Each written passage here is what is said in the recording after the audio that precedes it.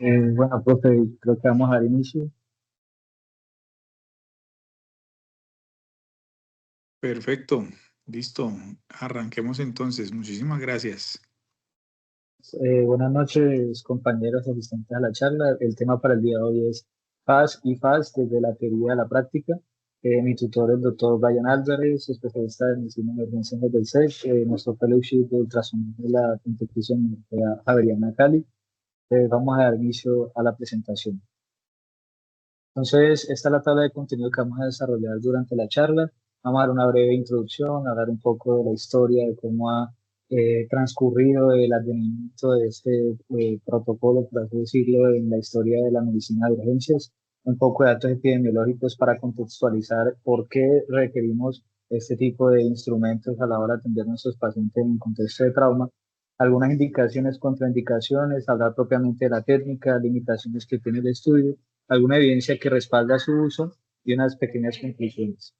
Entonces, para empezar, eh, sabemos que el trauma es una causa importante de muerte en nuestro país a nivel mundial. La mayoría de estas lesiones que están relacionadas con el trauma son contundentes y la principal causa de muerte es el shock hipovolémico.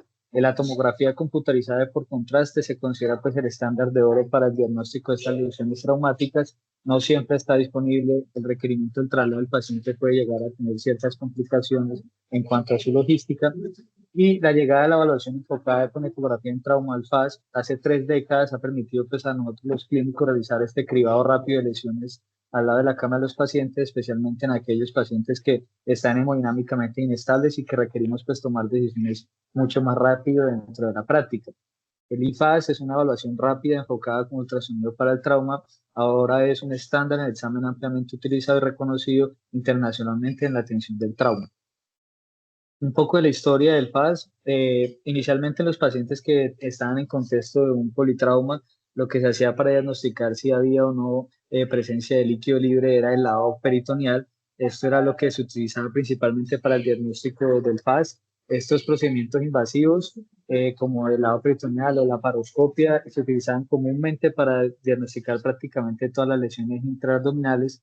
Hay una proporción sustancial de estos pacientes que tienen lesiones por trauma abdominal y torácico contuso, en el cual el FAS nos permitió como clínico evaluar rápidamente estas lesiones al lado de la cama del paciente, especialmente en los pacientes que están inestables y que requieren o tienen ciertas complicaciones para ser trasladados al servicio de tomografía.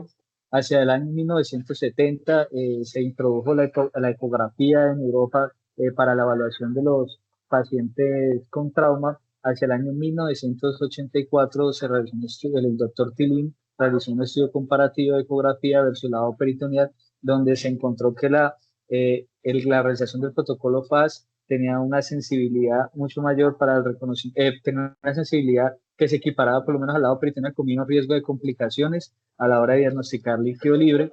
Y hacia 1990 se adoptó el protocolo FAS a nivel de Norteamérica en las guías propiamente. El acrónimo FAS fue introducido por el doctor Rosicki en 1995, inicialmente como la ultrasonografía abdominal enfocada para el trauma, pero a raíz de aproximadamente el 2004 se vino hablando de un protocolo FAS ampliado que es el IFAS, que ya ahorita es el estándar de diagnóstico en los protocolos de ATLS, que son los protocolos de soporte vital avanzado en trauma. Como pueden ver, digamos que es un recorrido bastante largo, desde procedimientos mucho más invasivos con nuestros pacientes hasta el advenimiento de la ecografía y hasta el advenimiento de estos protocolos que nos ayudan a tomar decisiones mucho más rápido y con una sensibilidad pues, no despreciable para la toma de decisiones. Epidemiológicamente, sabemos que las lesiones traumáticas siguen siendo la principal causa de muerte en personas de 1 a 44 años, casi 200.000 muertes al año en Estados Unidos. En el 2012 se identificó como la sexta causa principal de muerte a nivel mundial, que es la causa principal de muerte y discapacidad en pacientes menores de 35 años. En el 2013 hubo aproximadamente 27 millones de pacientes tratados en departamentos de emergencia, de los cuales 3 millones fueron hospitalizados por lesiones traumáticas solamente.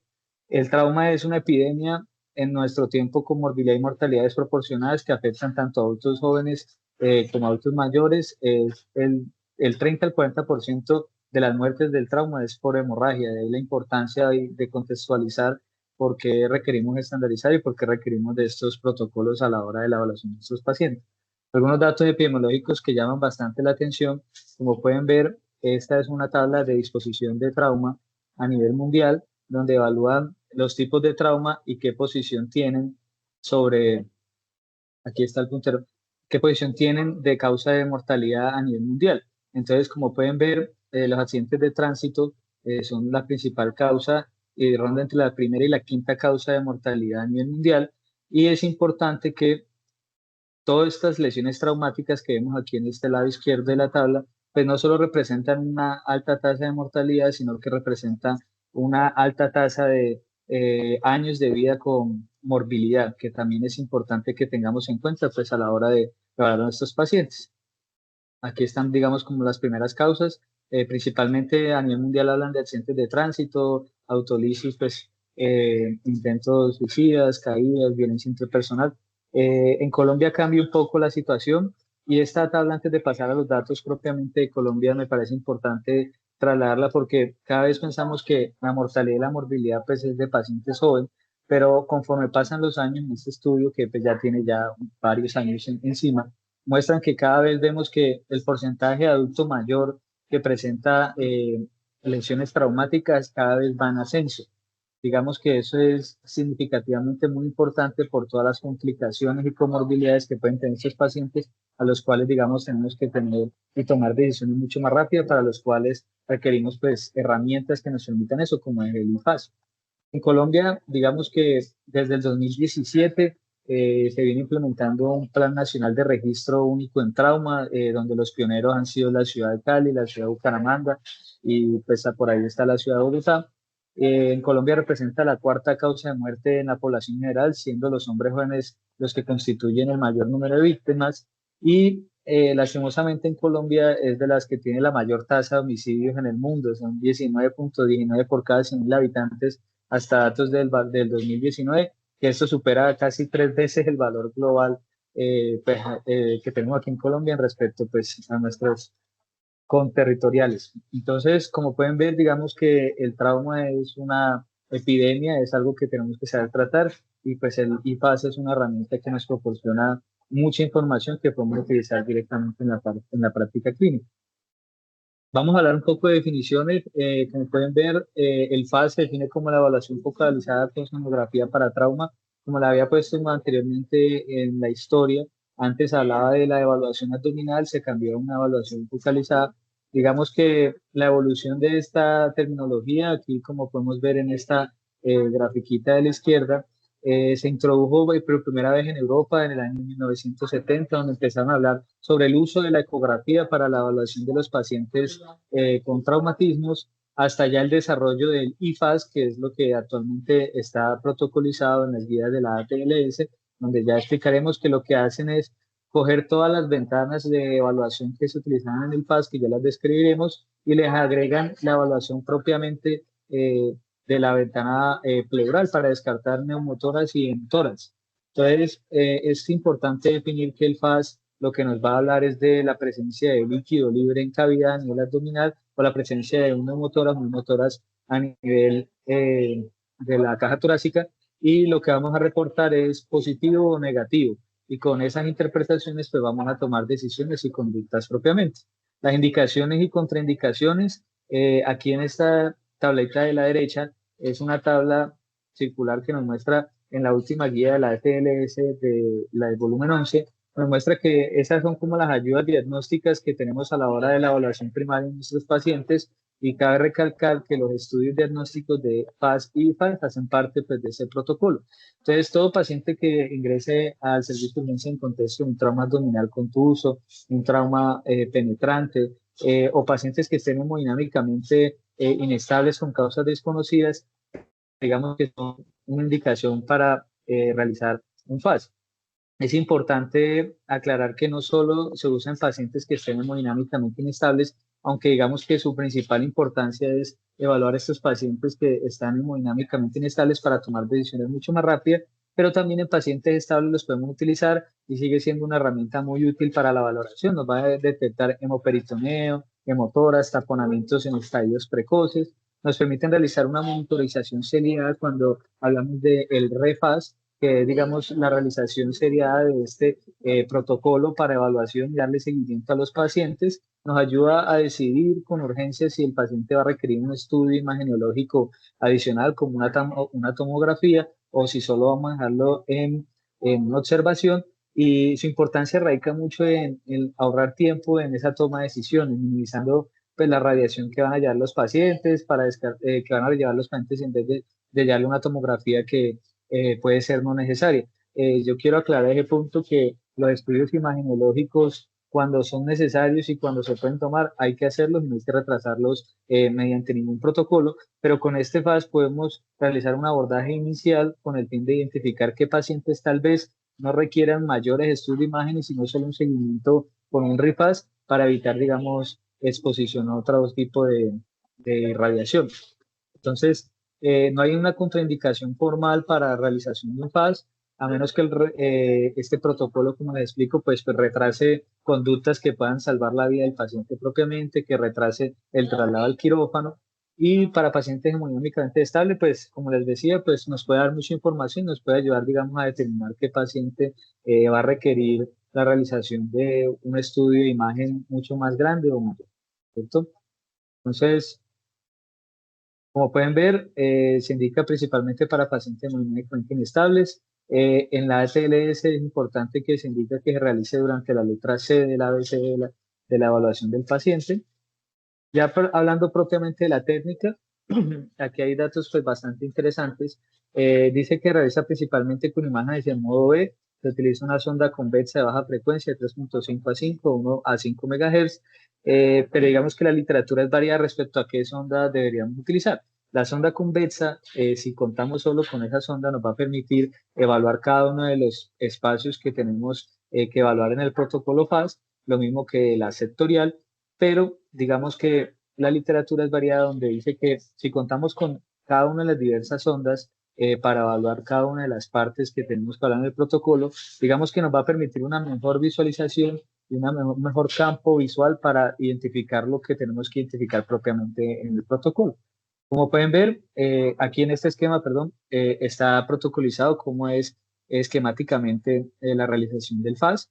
Inicialmente siempre tenemos que empezar con la ventana sifoidea y eso tiene una razón muy clara que es porque hay que empezar por las principales lesiones que nos pueden causar la mortalidad en nuestros pacientes. Entre ellos, pues lo principal que queremos descartar es un taponamiento cardíaco y por lo cual debe ser la primera ventana que debemos evaluar, seguido de la ventana hepatorrenal derecha, donde vamos a evaluar propiamente el espacio de Morrison, la presencia de líquido o no. Tercero, vamos a hablar la ventana esplenorrenal. Cuarto, la ventana de pelvis en la área suprapúbica, donde vamos a visualizar propiamente la pelvis, ya lo explicaré propiamente. Y finalizamos con una evaluación tanto del tórax anterior como del tórax posterolateral. Anterior, en la zona 2 del tórax, donde queremos evaluar la presencia de neumotórax, y posterolateral, donde queremos evaluar la presencia de un derrame pleural propiamente. Como pueden ver, esta es la imagen esquematizada con la relación de cada uno de los cuadrantes inicialmente abdominal del FAS. Como pueden ver aquí en la parte izquierda vemos el esquema y acabamos de ver la ecografía donde vemos que lo que tenemos que identificar en la ventana hepatorrenal, inicialmente vemos el hígado, posteriormente vemos el receso hepatorrenal o el espacio de Morrison, observemos el riñón y podemos ver parte de lo que es aquí el diafragma y parte del pulmón. En esta área, pues podemos incluso visualizar presencia de derrame pleural. Es importante que a la hora de visualizar esta ventana logremos ver todos los polos de superior a anterior, de superior a inferior del riñón, con el fin de, digamos, no pasarnos cualquier presencia de líquido libre intraperitoneal. Lo mismo en la ventana esplenorrenal, que vamos a ver aquí el vaso que tiene unas especificaciones que ya hablaremos propiamente del receso esplénico y la presencia del riñón. Lo mismo, no olvidar la evaluación propiamente longitudinal, donde vamos a hablar todo el polo superior e inferior del riñón para que no se nos vayan a pasar ningún tipo de lesiones y podemos evaluar también una parte del diafragma y el pulmón donde vamos a evaluar si hay presencia o no de RAM. Para la ventana de la pelvis hay unas consideraciones especiales de si hay femenino o masculino. La ventana de la pelvis se debe tomar en dos vistas, en la vista transversal y en la vista longitudinal. La idea es que en la vista transversal nosotros logremos visualizar, en el caso de la mujer, toda la vejiga, todo lo que es el receso recto uterino, pues aquí está el útero y aquí está el recto, ¿cierto? Y entonces tenemos que visualizar, tratar de visualizar las tres estructuras y vamos a evaluar toda la región lateral de esta estructura con el fin de encontrar o no líquido libre. Y en el caso del hombre, lo que tenemos que evaluar es la presencia entonces de la vejiga, la próstata y el recto. Entonces, esa es la ventana FAS. Aquí ya vemos el esquema de cómo sería la ventana de IPAS en el tórax, a nivel de la pleura, el tórax anterior en la zona del tórax, donde pues lo que queremos ver es la presencia no del sliding pulmonar, sliding pleural, donde digamos que hay pues varias maneras de evaluar si hay la presencia neumotórax, que ya pues lo compartimos en una de charlas previas, y incluso hay protocolos de IPAS extendido, donde digamos que de este lado podemos ver el IPAS extendido que adiciona una ventana subdiafragmática, adiciona una ventana caudal marginal del riñón y adiciona una ventana que va a estar en la grieta paretocólica y en el retroperitoneo. Es importante aclarar que el FAS nos permite evaluar líquido libre intraperitoneal, pero los espacios retroperitoneales, por la cantidad de estructuras que tenemos antes de la evaluación sonográfica, puede, digamos, verse limitado para la evaluación o no de líquido retroperitoneal, pues para lo cual digamos que las técnicas amplían sus ventanas dependiendo del contexto en el que nosotros tengamos al paciente propiamente. Entonces, empecemos a hablar un poco de las ventanas, ¿cierto? Entonces, aquí tenemos el pericardio. Sabemos que el taponamiento cardíaco es una causa de paro eh, cardíaco, a causa sistólica, actividad eléctrica sin pulso. Hay dos formas principales de acceder a este espacio pericárdico, la vista subxifoidea o tenemos unas vistas en un eje apical. La primera a veces puede estar limitada por las características morfológicas de los pacientes que tienen un índice de masa corporal un poco más alto, digamos, pueden tener ciertas limitaciones, pero la idea es que nosotros logremos evaluar toda esta ventana subxifoidea, donde evaluemos toda el área del pericardio y veamos si hay líquido libre o no. Es importante recordar que el espacio pericárdico, ahí ya hay líquido. Entonces, tenemos que evaluar la presencia de qué cantidad de líquido hay o no y si presenta trastornos de contractibilidad o no en el paciente. Como podemos ver en esta imagen del lado A, vemos una vista subxifoidea del pericardio que muestra un fluido pericárdico fisiológico, ¿cierto? Que es lo que evalúa la punta de la flecha. Este fluido generalmente es menos de 5 milímetros y se consideraría un FAS negativo, mientras que en la imagen del lado B vemos una vista anterior del pericardio por el espacio intercostal que muestra un gran derrame pericárdico que serían las flechitas que nosotros, las asterisquitos que tenemos en blanco, y ese es pues el problema principal que tiene nuestro paciente y consideraría un FAS positivo. Entonces, ¿nosotros qué hacemos? Ubicamos el paciente en decúbito supino, pedimos que flexione ligeramente las rodillas para relajar la musculatura abdominal. En algunos casos, como les decía, dependiendo del paciente, pedimos que realice una inspiración profunda y ubicamos el transductor debajo del apéndice discoide. Y la idea es que la orientación o la marca del transductor se dirija hacia el hombro derecho del paciente. Y esto nos va a permitir pues ver esas cuatro cámaras. La idea es utilizar un poco el hígado como ventana acústica. Yo aquí les traigo, un momento, yo les traigo una imagen, un video, donde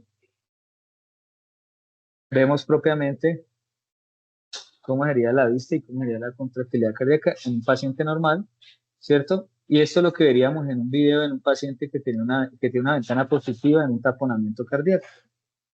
Como pueden ver, en esta área hay un gran derrame pericárdico que condiciona un taponamiento cardíaco y esa es la causa que debemos atender de manera prioritaria en nuestro paciente. Aquí se ve en la figura 4 que representa a la izquierda, pues otra imagen del gran derrame pleural que tenemos en este paciente. Después de evaluar la ventana fisiocoidea, que siempre tiene que ser la primera, tenemos lo que es la de cuadrante abdominal superior. Digamos que debe ser la región examinada posterior a la fisiocoidea, porque aquí se pueden acumular pequeñas cantidades de hemoperitoneo, como pueden acumularse, pues este es el espacio de Morrison. En el video, como pueden ver, vemos lo que es el hígado, vemos el espacio hepatorrenal o espacio de Morrison y vemos el riñón. Y este es una ventana positiva donde vemos como muestra del señalador pues líquido libre en cavidad. O sea, la presencia de líquido libre en esta área ya se consideraría un FAS positivo. Entonces, nosotros lo que tenemos que hacer es colocar para el paciente en decúbito supino, como pues muestra aquí el esquema del lado izquierdo, ¿cierto? Y evaluamos la sonda. Aquí pues, se recomienda pues, la sonda convexa abdominal, donde la vamos a poner en posición longitudinal, ¿cierto? Con el puntero mirando hacia el hombro derecho del paciente. Y lo que vamos a tratar es de localizar estas vistas, donde evaluamos el riñón, el espacio de Morrison, el hígado, el espacio de Morrison y el riñón. Y evaluamos de longitudinal todos los polos del riñón con el fin de no pasar ni descartar un tipo de líquido libre. Como pueden ver en esta imagen del lado B, hay líquido libre por encima de la imagen del hígado y un poco de líquido libre a nivel del espacio de Morrison. Entonces, esto consideraría un FAS positivo, como pues vimos acá en el video, ¿cierto? Entonces, el cuadrante superior izquierdo, que sería el tercer paso que tenemos que realizar para evaluar en nuestro protocolo de IFAS. Entonces, hacemos, digamos, eh, prácticamente lo mismo que hicimos en el cuadrante superior derecho, pero pues en este lado izquierdo, donde vamos a colocar la sonda convexa, se coloca entre la línea axilar anterior y la línea axilar media. La idea es lograr visualizar las imágenes donde vemos el vaso, como pueden ver en la figura de la derecha, ¿cierto? En la figura de la derecha hay un video donde vemos aquí el vaso con el riñón y digamos que el espacio esplenorrenal donde se ve sin presencia de líquido. Aquí evaluamos un poquito en parte del diafragma, pero pues, en esta ventana lo que me interesa es esto. Y lo mismo que tenemos que hacer con esto, en este caso la marca del transductor va a estar mirando hacia el hombro izquierdo del paciente y lo que tenemos que hacer es una evaluación de arriba hacia abajo, moviendo con el fin de evaluar todos los polos del riñón y que no se nos vaya a pasar ninguna presencia de líquido libre en cavidad, ¿cierto? En este caso de la evaluación del cuadrante superior izquierdo, hay ciertas condiciones que pueden resultar conflictivas a la hora de evaluarlo. Es que dependiendo del tiempo de evolución que tenga el paciente, las densidades, sí, las densidades entre el vaso y las otras estructuras que vamos a evaluar mediante ecografía pueden ser muy similares. Entonces, digamos que para esto y para todos los procedimientos realizados con Focus, la idea es entrenarnos mucho y hacer la mayoría de ventanas normales para que cuando tengamos ventanas anormales, pues seamos capaces de identificarlo rápidamente. En esta grafiquita del lado izquierdo, como pueden ver, está la posición adecuada para la evaluación de una de cuadrante abdominal superior izquierdo. Vamos a realizar una movilización del transductor de arriba hacia abajo con el fin de evaluar todos los polos renales y evaluar si hay presencia o no de líquido libre entre la unión esplenorrenal, ¿cierto?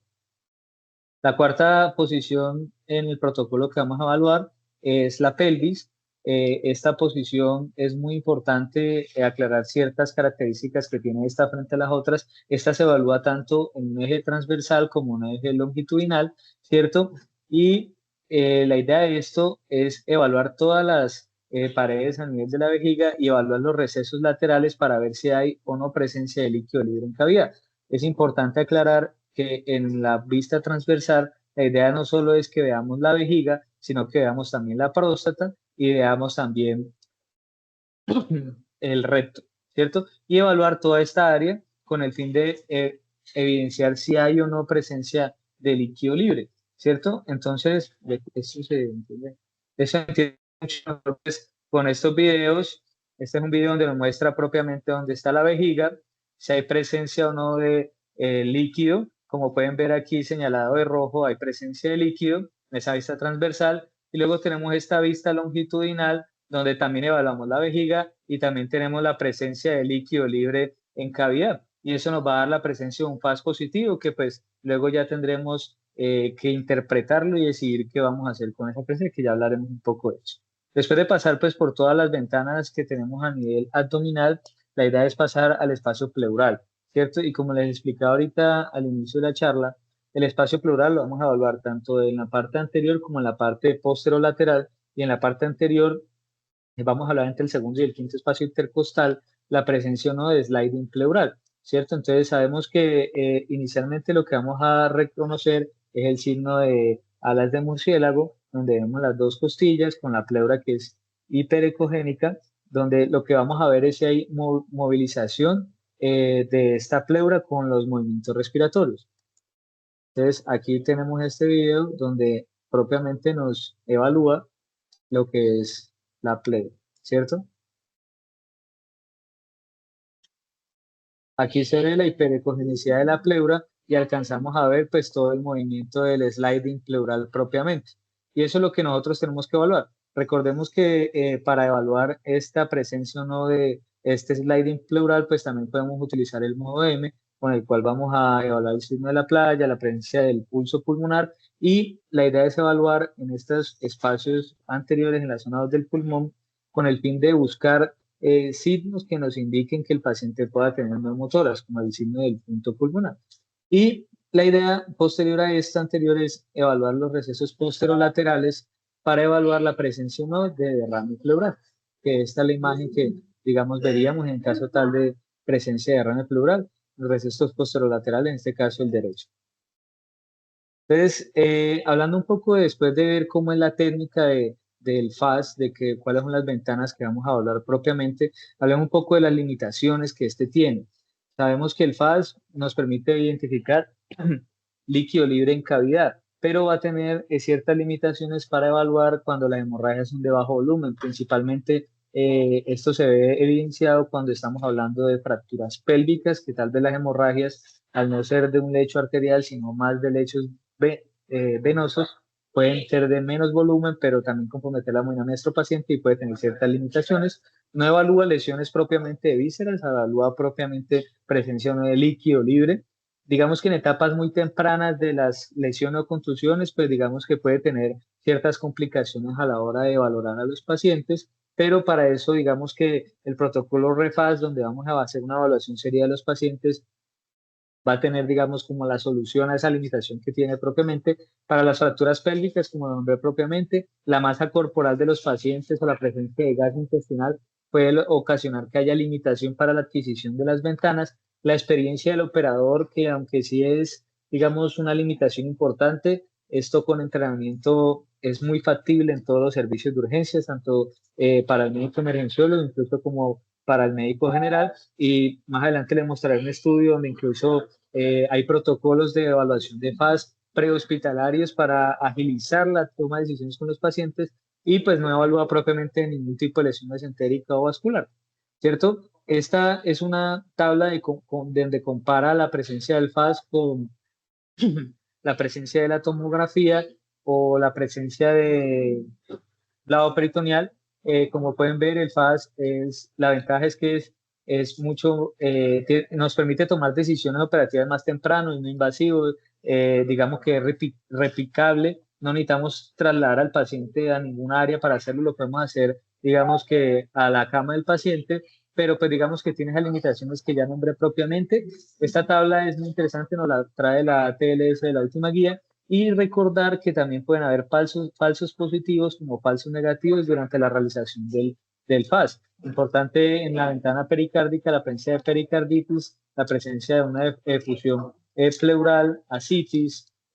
Hay muchos falsos positivos que podemos ver y pensar que el FAS es positivo, pero pues está ocasionado por otro tipo de patologías, como en los casos de falsos negativos, donde vemos que sí hay la presencia, pero hay una obstrucción o hay otras alteraciones que nos hacen decir que el paso es negativo. Entonces, la evidencia que tiene esto a la hora de realizarlo, este primer estudio que es publicado en el 2010, que pues habla de cuál es la utilidad del FAS en los pacientes con trauma penetrante de tórax. Son pacientes que fueron mayores de 12 años que tuvieron traumas penetrantes en tórax, donde lo que hicieron fue evaluar el FAS durante su evaluación inicial versus la exploración local de la herida, la presencia de tomografía, el lavado peritoneal diagnóstico o la parotomía. Y el resultado que buscaban era la evaluación de líquido libre intraperitoneal y pericárdico, ¿cierto? Entonces, este estudio nos muestra estas tablas donde ellos hicieron la relación entre cada uno de los, es una revisión sistemática donde hicieron los estudios, donde evaluaron la sensibilidad y la especificidad que tenía el FAS frente a las heridas penetrantes, donde lo más importante es que tiene una muy alta especificidad con unos muy buenos valores predictivos negativos, un LR positivo bastante alto de 32, lo que nos permitiría decir es que si el paciente tiene líquido libre en una de las líquido libre o presenta neumotoras, una hemotora, un derrame pleural, el paciente es muy probable que sí tenga esa lesión y que tenemos que intervenir esa lesión propiamente. Este es el force plot que ellos nos muestran. Como pueden ver, la sensibilidad no es la mejor y es muy variable entre cada uno de estos estudios, pero la especificidad es algo muy concluyente que nos permite, digamos, detectar estos pacientes que cuando se dice que no hay líquido libre, es muy probable que no sea cierto y digamos que nos permite tomar decisiones. ¿Cierto? Otro estudio que traemos a colación es este ya en pacientes con trauma abdominal. El propósito de este estudio fue evaluar pues, el uso de esta ultrasonografía en pacientes con trauma abdominal agudo. Fueron 500 pacientes en un estudio prospectivo en los departamentos propiamente de urgencias. Fueron evaluados con ultrasonografía y se incluyeron propiamente en el estudio. Y entonces, este estudio nos muestra que el FAS para la presencia de líquido intraabdominal tiene una sensibilidad baja, pero tiene una especificidad muy alta, con unos valores de precisión del 85%, con valores predictivos negativos, pues que digamos que nos pueden ayudar a tomar decisiones y que 85, digamos que en el contexto que estamos actuando, es un valor, digamos, muy bueno.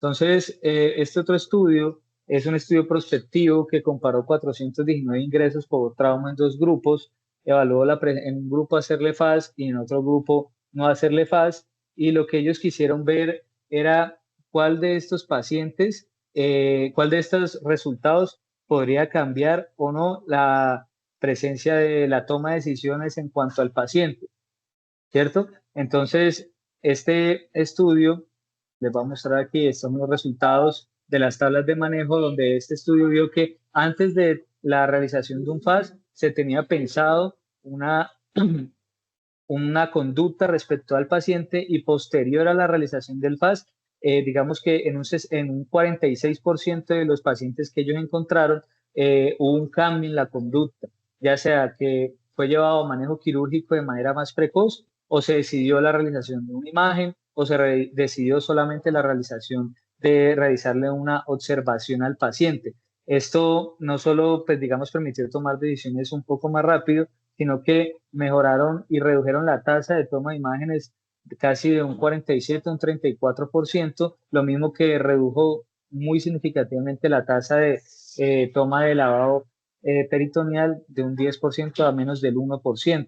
Digamos que estos fueron la comparación entre el manejo antes y después del FAS, que digamos que el resumen de esto era que los pacientes que se les realizaba un FAS, sí es significativo para realizar cambios en nuestras conductas, ya sea para llevarlos más rápido a manejo quirúrgico o para simplemente dejarlos en observación o pensar en una toma una imagen antes de cualquier otra conducta un poco más invasiva, ¿cierto? Este estudio nos habla entonces de qué tan apropiado fue considerado ese cambio de conducta por parte del personal de salud, tanto emergenciólogos como cirujanos de trauma. Digamos que ellos evaluaron qué tan apropiado fue o qué tan inapropiado fue, dependiendo el resultado del FAS, llevarlo o no a ese cambio en la conducta.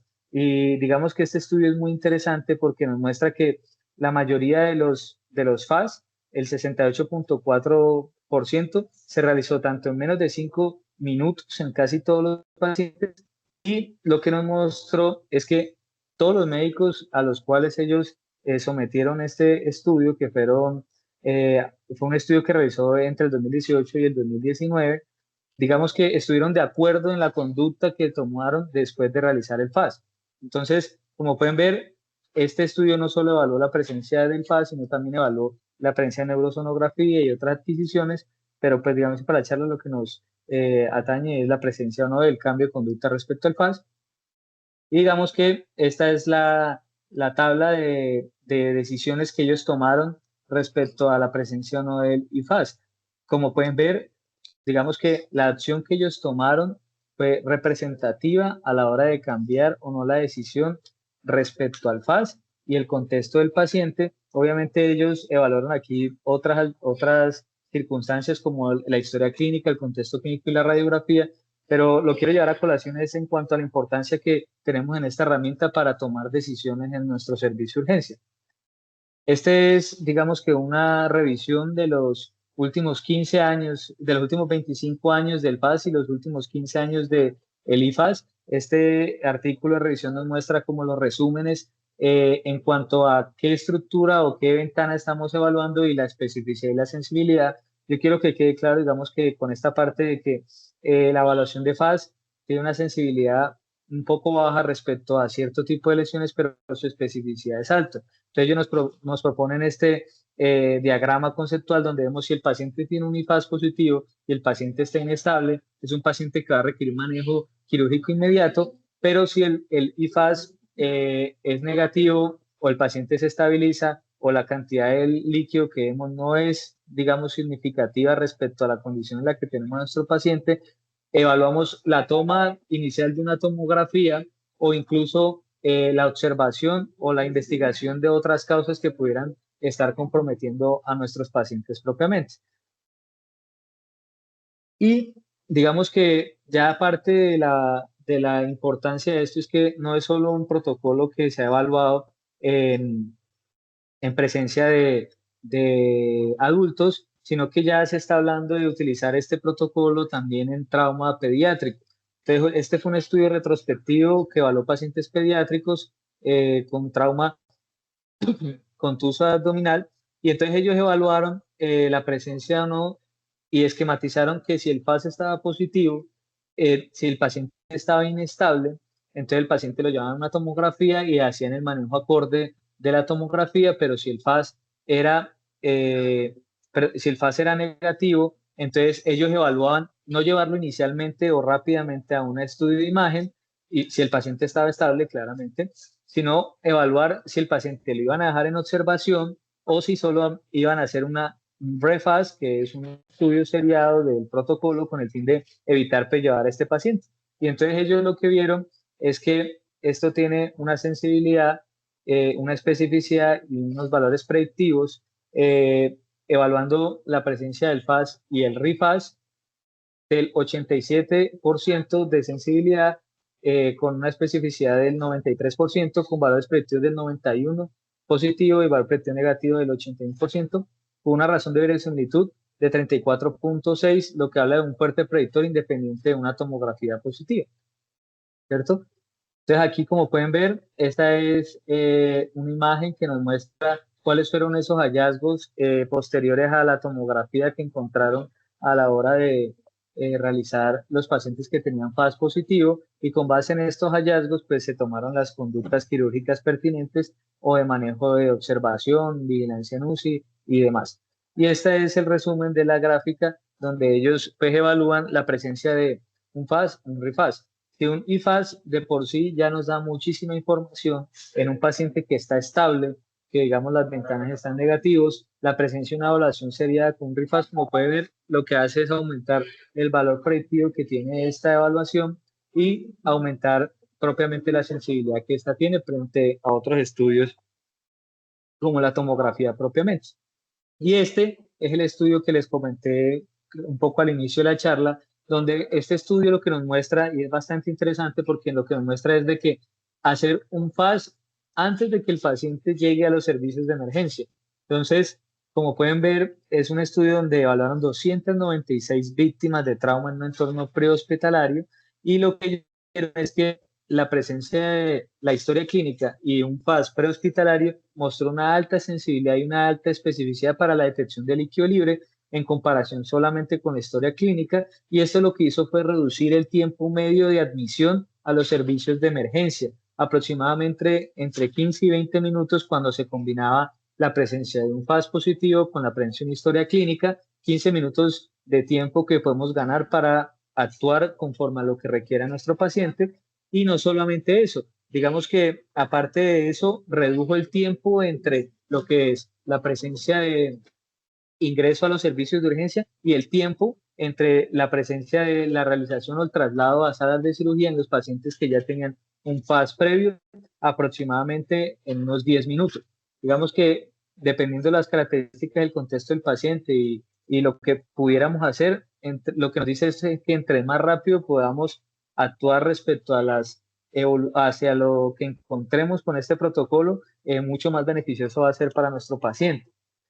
Entonces, aquí vemos todas las gráficas donde vemos el tiempo prehospitalario, lo que les estaba nombrando previamente, con las sensibilidades que mejora mucho la sensibilidad cuando combinamos no solo la presencia del FAS, sino también la historia clínica. Y esto es un FAS prehospitalario respecto al diagnóstico y manejo de pacientes que tengan líquido libre en cavidad. Y ya, digamos que para dar casi final a nuestra charla, quiero recordarle como estos puntos donde vemos que la ATLS en su avanzada edición recomienda el FAS en muchos puntos, o sea, no solamente como los estudios que tenemos que hacer para la evaluación primaria de nuestros pacientes, sino que también lo evalúa en protocolos de transfusión masiva. Como pueden ver, el FAS nos da un punto adicional que nos puede decir, este paciente tenemos que actuar más rápido en ese manejo de hemocomponentes, como en la presencia tanto de la evaluación en la letra B de respiración y ventilación de nuestro paciente, como en la letra C de circulación de nuestros pacientes, ¿cierto?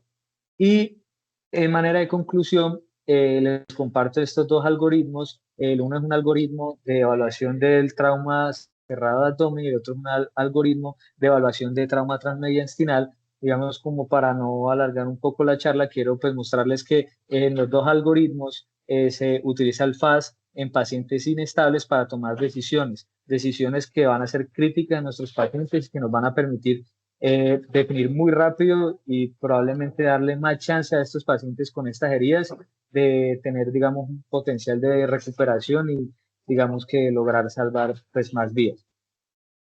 Muchas gracias. En conclusiones, vemos que el FAS ha logrado una utilización a nivel mundial y global que se ha revolucionado en las últimas guías. Siempre es importante conocer sus indicaciones, la técnica, cómo lo vamos a interpretar.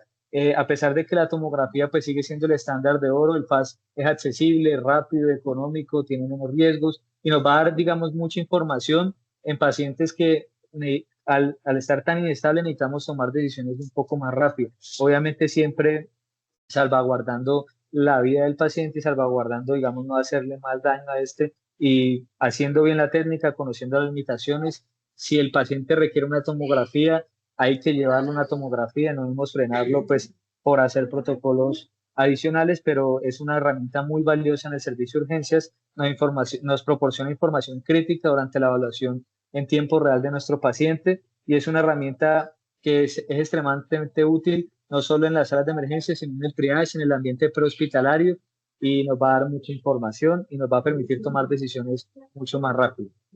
Eso era lo que les quería traer. Muchas gracias pues, por su atención. Profe, quedo atento pues, a comentarios. Muchas gracias. Francisco, muy bien, muy buena charla. Muchísimas gracias.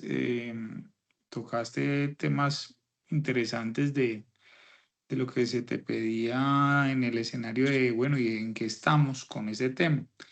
Porque digamos que ha sido la puerta de entrada para muchos que empezamos en el tema del ultrasonido. Tenemos el recuerdo de cómo buscamos en un principio aprender a hacer esto, el FAST, por la potencialidad que este tenía en un principio y que aún sigue vigente esa potencialidad, o perdón, esa utilidad.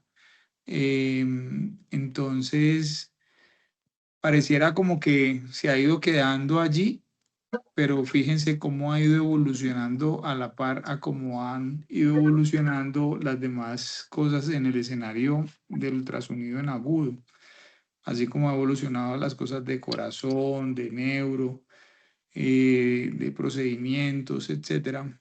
El FAS también tiene datos nuevos, recientes, pero algo que no pierde vigencia y es lo llamativo, que de hecho tú acabas de decir las guías más recientes y te va a preguntar cuáles son las guías más recientes de FAST. Si estás con micrófono cerrado. Profe, pues no sé si, la verdad no estoy seguro, pero pues lo último que leí fue esa guía de la TLS del 11, pero creo que hay una guía propiamente de FAS. Entonces ahí sí creo que se la debería. ATLS es Es una, o es de otra trauma en cosa, general. es Sí, es ATLS, trauma en general. Sí. ¿sí? Eh, Carlos Castro, ¿cuál es la guía más reciente de FAST?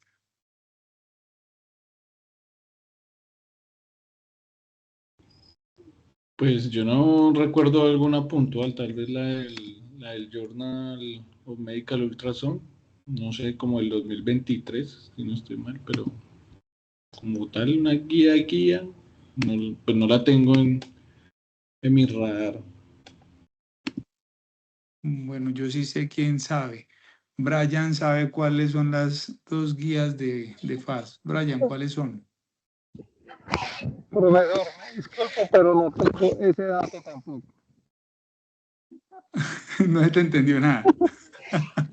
Profe, no tengo ese dato, o sea, no desconozco si hay una guía reciente, pues, o por lo menos de FAS, no sé, no tengo ese dato. Bueno, entonces no se leyó el correo que le mandé con las dos guías. 2023 las de pediatría, FAST en pediatría. Y la de FAST ha sido la única que ha existido año 1999. Y no es del doctor Rosicky, Francisco, es la doctora Grace Rosicky, que es una doctora, que es una eminente cirujana de trauma, de las primeras cirujanas de trauma, que se generaron un primer consenso y después una guía. Y fue tan completa que todavía sigue siendo vigente. Por eso mencionaba ahorita el tema de que creemos que se fue quedando ahí el tema de FAST, pero ha ido evolucionando más, es como a las aplicaciones adicionales, que es de lo que tú hablaste hoy, ¿sí?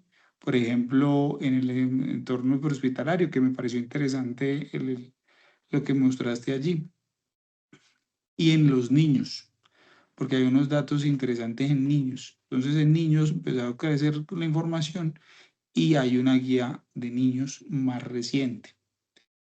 Entonces, y en esa guía del 99 nos dicen qué no hacer, y lo interesante es eso, y eso sigue vigente hoy día, qué no hacer. Entonces, los invito a los que están acá conectados y a los que después nos escuchen esta conferencia a que la revisen, y de hecho le voy a pedir a Manuel y a Francisco que montemos ese link para que las tengan allí y la revisen, porque ahí dan los apartes bien interesantes de muchas de las cosas que a veces uno está tentado a hacer con el FAST que no debería uno hacer, porque eso no es una ecografía de abdomen. Y es el primer error que uno puede llegar a cometer cuando empieza a hacer esto. Y lo digo para los que estén de pronto nuevos aquí escuchando esta conferencia, porque tenemos personal nuevo en entrenamiento. Y es que, uy, mira eso blanquito que se ve allí que está en el hígado, ¿qué será eso? De pronto un hematoma, una laceración. No, desde antes del 2000 nos dijeron, no se concentre en eso. El estudio es muy claro para que está diseñado desde su nacimiento y ¿Tiene o no tiene líquido? Punto. No es más. Para eso está diseñado. Por eso digo que no es una ecografía de abdomen. ¿Sí? Y eso lo tienen que tener muy claro. Porque fíjense que los algoritmos están así. FAS positivo o negativo. Ahí no dice si FAS con lesión en el colon derecho. No, no, no, no, no, no. Me pongan a inventar cosas. Porque ahí es donde uno empieza a equivocar. ¿Sí? O no. FAS positivo, pero es poquito líquido. No, no, no, no. Desde ese año nos dijeron, ¿es o no es? Punto. Porque también después empezaron a salir unos datos donde nos decían, venga, es que si usted veía poquita cantidad de líquido, eso está medido, son unos datos que salieron bien interesantes, que hacían mediciones en diferentes cuadrantes y en la pelvis, y después cuando abrían el paciente, encontraban o medían cuánta cantidad de hemoperitoneo tenían. En algunos encontraron una relación que no fue significativa, una correlación, perdón, que no fue significativa para predecir la cantidad de líquido. Y en otros definitivamente no, porque algunos era como que estaba focalizado el líquido en una zona del abdomen y abrían el abdomen y eran 300 cc de hemoperitoneo.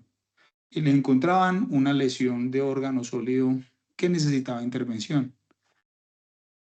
Y otros que era un liquidito poquito, porque así pasa.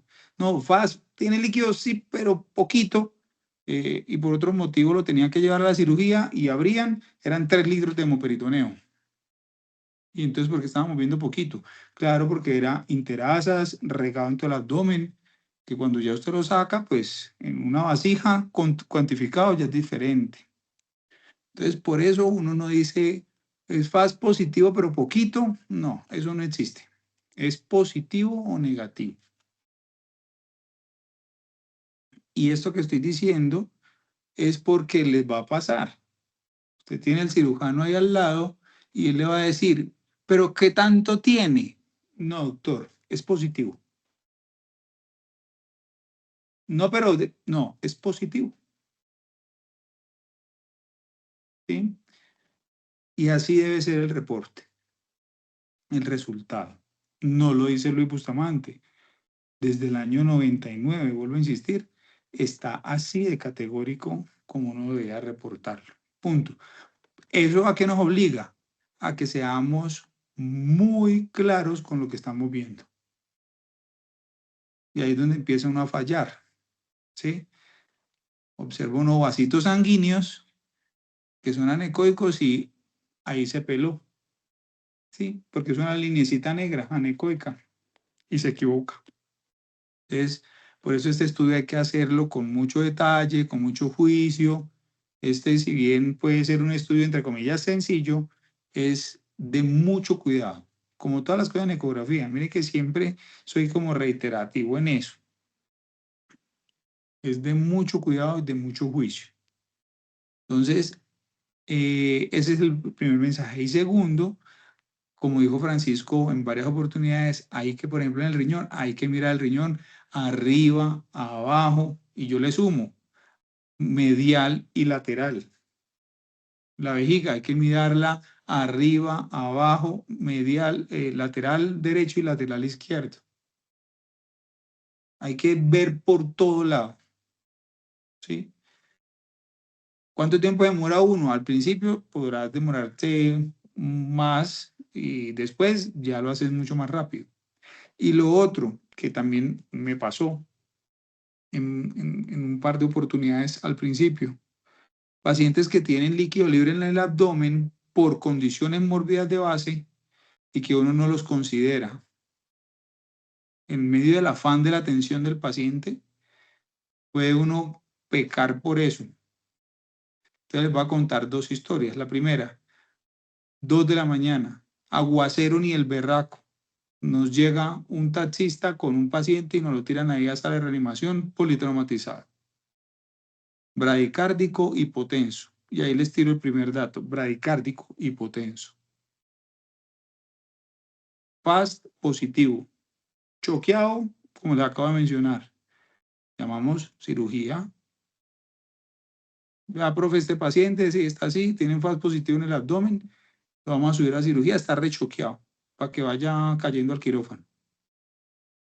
Listo, lo subimos, como a las 2 horas, me llama el cirujano a decirme, no voy a decir la palabra que me dijo, pero fue una palabra chévere, no tan chévere, y fue, este paciente tenía líquido libre en el abdomen, pero era un paciente cirrótico. ¿Y qué tenía entonces? Un trauma raquimedular, bradicárdico hipotenso. Entonces miren que uno se puede despistar fácilmente con una herramienta como esta. Ah, pero ¿quién iba a saber que era cirrótico? Sí, pasa. Me pasó a mí, a Luis Bustamante. Entonces, para que tengan cuidado. Y segundo escenario, paciente que nos llegaron 3 heridos al tiempo. Por fortuna, el cirujano estaba ahí con nosotros charlando en medio del turno. Estaba en la sala de reanimación y ¡pum! Cayeron los 3 heridos. Yo cogí uno, el cirujano cogió el otro y el residente cogió otro. El más enfermo era el que tenía el cirujano, el que estaba más inestable. Le hizo el FAST él mismo, me lo muestra y negativo. Y seguía choqueadísimo ese paciente. No le encontramos de dónde, era por herida por arma de fuego. Y a los 3-5 minutos vuelve y le hace el FAST y ya el pericardio lleno de líquido. Mensaje con eso. Esto lo de rehacer, de volver a hacer FAST, no es solo para el escenario de ese paciente que está estable y que usted va a dejar en observación y que le está abriendo la barriga y que vuelva a hacerle el FAST en 1 hora, 2 horas. Esto es un estudio dinámico en el mismo momento del abordaje del paciente traumatizado. Ese paciente que les acabo de comentar fue en ese momento que no encontramos o que el compañero cirujano no encontraba porque estaba tan choqueado. Le volvemos a hacer el FAST y ahí en ese instante le encontramos ya la etiología, que cuando llega no la tenía clara en la ecografía. Y a los 3 minutos ya se veía el taponamiento cardíaco. Lo llevan a cirugía y tenía una lesión de la pulmonar, una de las 2 pulmonares. Y esa era la causa que lo tenía así de comprometido y con el derrame pericárdico y taponamiento después. Entonces, esos 2 casos que les acabo de comentar, y así les puedo comentar más de la experiencia que hemos tenido con el tema del FAST, es como para abrirles un poquito el panorama, que es lo que no aparece escrito en los libros, pero que les puede servir para que sepan sortear situaciones con una herramienta que pareciera ser súper fácil, ¿sí? Pero que realmente tiene o requiere de habilidad, de calma, de paciencia y de saber cuándo aplicarla. Y que tiene un alcance, pero que requiere esa piquiña o esa malicia para su aplicación. ¿Sí? Y que mire que nos hemos equivocado también utilizándola. ¿Ya? Entonces, esos eran como los mensajes adicionales que les quería compartir. No sé si hay alguna pregunta o comentario adicional que tengan alrededor de esta temática.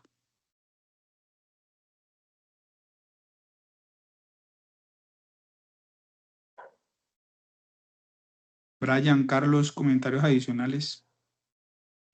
No, pues sí, igual eso pues solo por Gracias por la estadística de los intervalos de confianza sí se presta para mucho margen de error, ¿no? Porque pues esos intervalos de confianza suelen ser un poco amplios y sí es una herramienta que tiene que interpretarse muy bien con el contexto clínico del paciente y como lo dice el profe, pues no apresurarse, sino pues tomar la decisión como con cautela.